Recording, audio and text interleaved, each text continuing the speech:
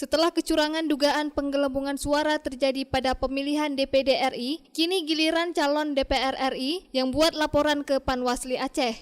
Calon Dewan Perwakilan Rakyat Republik Indonesia ini melaporkan kecurangan yang dilakukan oleh salah satu partai nasional, yakni Partai Demokrasi Indonesia Perjuangan atau PDIP ke Panwasli Aceh pada Rabu 13 Maret 2024 siang. Pengurus dari Partai Keadilan Sejahtera atau PKS melaporkan Partai PDI Perjuangan terkait dugaan penggelembungan suara yang dilakukan di 5 kabupaten di Dapil 1 Aceh yang meliputi Pidi Jaya, Simelu, Subulus Salam, dan Kota Banda Aceh dalam pemilihan DPR RI. Calon DPR RI dari Partai PKS, Rafli Kande, membeberkan beberapa temuan yang didapatkan oleh saksi partai tersebut saat rekapitulasi di kabupaten kota. Ada sekitar 23.172 suara yang digelembungkan di 5 kabupaten itu.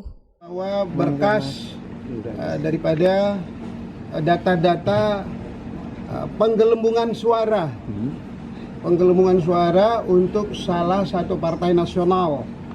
Dalam hal ini jumlahnya itu berkisar sekitar 23.000 sekian yang menyebar di 5 kabupaten. Nah, sesuai dengan mekanisme yang ada, bagaimana seluruh penyelenggara pemilu ini dapat berfungsi dengan baik. Bagaimana suara rakyat, suara masyarakat yang tulus dan ikhlas memberikan suaranya kepada PKS ini terselamatkan. Karena kalau kita lihat dari data itu, PKS memperoleh kursi. Kalau modusnya kita melihat ada perbedaan dari C1 hasil dengan C hasil dengan D hasil kecamatan. Itu sangat signifikan. Dugaan penggelembungan suara itu juga diakui kebenarannya oleh Gufran Zainal Abidin yang juga calon DPR RI yang maju melalui Partai PKS. Gufran mengatakan tindakan yang dilakukan oleh partai tersebut sangatlah merugikan jumlah perolehan kursi DPR RI di Dapil Aceh 1. Hadir di sini memang hari ini PKS, tapi kita tidak tahu apakah nanti ke depan masih ada partai lain yang juga melaporkan hal yang sama. Kenapa kita PKS melaporkan? Karena kita punya bukti yang sudah kami sampaikan ke Bawaslu Aceh hari ini. Dengan bukti ini maka cukup bagi kita mengatakan bahwa ada penggelembungan suara pada partai PDIP dan itu merugikan partai PKS yang seharusnya dapat kursi di Aceh 1 untuk DPR RI.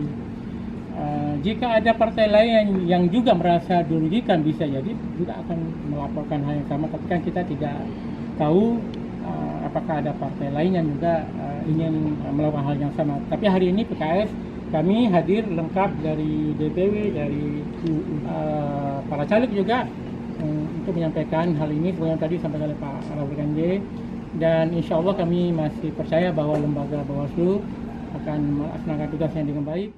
Sementara itu, saksi dari Partai PKS menerangkan pada saat rapat pleno terbuka rekapitulasi tingkat provinsi, pihaknya telah mengajukan keberatan, namun saat itu tidak ada ruang untuk pembahasan tersebut, sehingga pihaknya menempuh jalur adjudikasi. Kita sudah laporkan di rekap, tapi memang waktu itu dengan berbagai situasi yang terjadi, kita nggak mendapat ruang seperti yang didapat oleh DPD. Tapi ada satu ruang yang diberikan oleh Panwaslu, oleh Bawaslu Aceh, bahwa ada proses adjudifikasi namanya. Dan inilah yang sedang kita tempuh. Bahwa proses adjudifikasi bisa menghasilkan tuntutan dan amar putusan yang sama dengan apa yang pernah terjadi untuk kawan-kawan DPD, selama kita bisa membuktikan. Jadi itu yang kita sedang pakai, ruang sidang adjudifikasi di Bawaslu Aceh. Dengan data-data yang semakin lengkap yang kami kirimkan dan kami hantarkan ke Bawaslu. Berdasarkan data pleno rekapitulasi model D hasil Provinsi DPR KIP Aceh, 5 petahana anggota DPR RI asal Aceh periode 2019 sampai 2024 tidak bisa melanjutkan langkahnya ke Senayan. Mereka tergantikan dengan wajah-wajah baru, yakni Zulkarnaini Ampunbang dari Partai Golkar, Muslim Ayub dari Partai Nasdem, dan Jamaluddin Idam dari Partai Demokrasi Indonesia Perjuangan atau PDIP.